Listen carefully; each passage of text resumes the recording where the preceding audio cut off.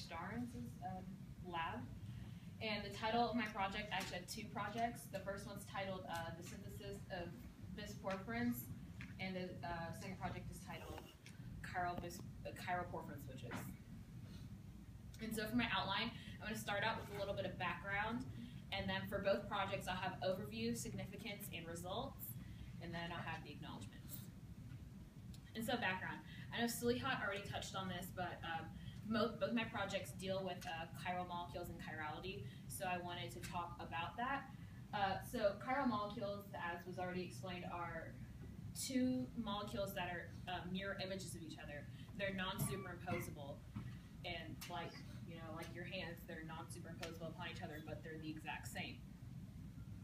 And the two molecules, the two mirror images, are called isomers. They're isomers of each other.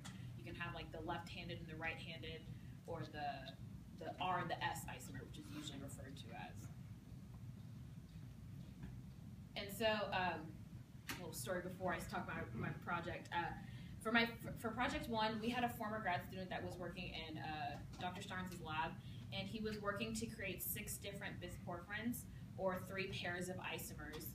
But and he did successfully create these bis-porphyrins, but he didn't leave enough of the material behind after he finished his work for our lab to continue to run all of the tests and all the various things that we wanted to do with it. So we had 2 students in our lab, Haley and Dylan, working to create 2 pairs of the isomers, or 2 pairs of the bis-porphyrins, and the third one was not needed while I worked on creating 2 new ones. And this is Dylan's project. So all the projects, at least for project one, they all kind of follow the same scheme. They all start out here with, as Sulihat talked about, the porphyrin. So they all start out with the same kind of base. You have the porphyrin, you add trifosagene, DCM, and triethylamine to all of them, and you create this product right here, which is called the isocyanate. And this is where the projects differ from person to person. What is added right here, the diamine that's added right there, differs from person to person. So this is Dylan's. He added 3-aminopyrrolidine, and this is one of his isomers. This is his R isomer. And so from here, after you add this to the isocyanate, you create this product, which is called the Bis-Urea. And then to that, you then metallate it with zinc, which is done for all the products. And you metallate with zinc. Zinc helps the product to show better on the tests that we run, like NMR, mass spec, CD spectroscopy, etc. So this is his first project. And his second project, as you can see, if you look right here, this is the exact same molecule. It's just the other isomer. So this is the S isomer, but like I said before, it follows the exact same scheme. Porphyrin, trifosagene, DCM, triethylamine, add the isomer, etc. The exact same thing. And so this is Haley's project. Once again, like I said before, they're both working on developing bis-porphyrin, so it's the exact same reaction scheme, except hers is using diaminocyclohexane, and then this is the R isomer. But yeah, once again, same thing. This says pyridine, it should say triethylamine though. So yeah, so porphyrin, trifosagene, DCM, triethylamine, isocyanate, add her isomer, and then this forms, and then you metallate it with the zinc, which for the final product. And her second project, once again, is just the S isomer version. And so this is what I'm working with for my project, for my first project. These are the isomers that I'm using. This is the R and the S isomer of the binaphthylamine, or yeah, the binaphthylamine. I'm working with this because the structure for these molecules is very rigid. So when paired with the metallated bis-porphyrin, it should hopefully show very good signals in CD spectroscopy and all the other tests that we want to run. So that we use this because it was the most ideal to use. And so this is the overview, the layout of my project. Once again, like I mentioned many times, the exact same layout. It's just Yeah, it's the exact same thing. It just differs right here. This is the binaphthyl-diamine. So yeah, overall same thing. And once again, my S isomer, the exact same layout, but now it has the first was the left-handed, this is the right-handed, so the exact same thing, just the mirror image. And so the significance of this project. As you can see, these projects, or my project, deal very heavily with chirality. And so in studying and performing this project, it helps to better establish the rules of chiral recognition.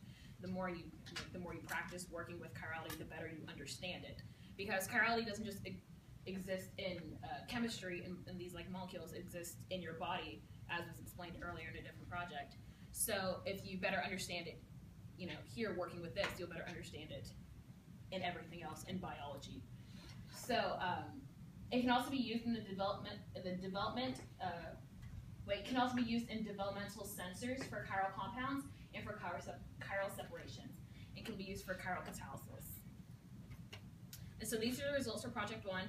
This is an NMR of Haley's product, and her product on average should weigh at about 1426, which is right here. So this is kind of theoretically what it should look like, and then this is where it would lay at 1448 if it picked up a sodium ion, and this is where it would lay at 1454 if it picked up a potassium ion. So these are all here kind of as a guide for where they should be, and then this at the bottom is what it actually did look like. So as you can see, they line up at 1426. That she does have the peaks there, so you can tell that she did form her product, and she also does have the peaks for the sodium and the potassium. So this helped for us to characterize that she did form the product, maybe with some impurities, but overall the product was there. And so this is the mass spec for my S isomer. My product, my R, my S isomer should be at 1596, 1618, and 1634 if it picked up a sodium or potassium respectively. And at the bottom, as you can see, the peaks are there for these products for all three, but there are a lot of impurities in the product. So moving forward, after we got this product, both the R and the S, they were both really impure. We did go ahead and metallate it with the zinc with hopes to purify it later, but this was just done like yesterday or the day before, so I don't actually have the results for that, and I haven't had time to purify it either. So I did complete the reaction, I just don't have the results for it yet. So it's not really hard to tell if it actually worked. So this is my S, and this is my R. Once again, yeah, 1596. The top of it got cut off at 1618, and 1634. No, 1644 is what should lie for the potassium. So the product was formed, but once again, it has lots of impurities that need to be worked out in the future. And so this is my second project. This project is really, the similarity between the first one and this one is that they both do work with porphyrin, although I did not get very far into this project. But the project starts off with this right here, which is phenylbenzoic acid. And to that, these products are added, which is nitric acid, acetic acid, and trifluoroacetic acid to form this product right here. And that's about as far as I actually got in this project because, next slide. Yeah, because for that first part of the reaction, both these products are formed equally. So you had to separate using column chromatography, which is right here, but that's about as far as I actually ended up getting into the project. But upon completion of the first line, because I hadn't actually made it past to that point, like the first project, it will be added with the porphyrin that was mentioned earlier, and then also metallated zinc. So that part kind of follows the first one, but I never actually got to finish this project.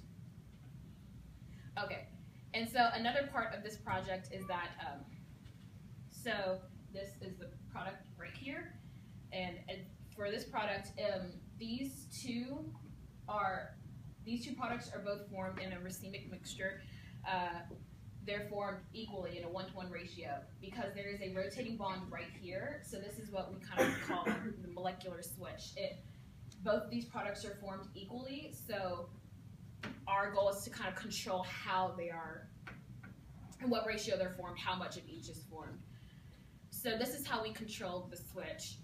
So these two products, it's the same thing.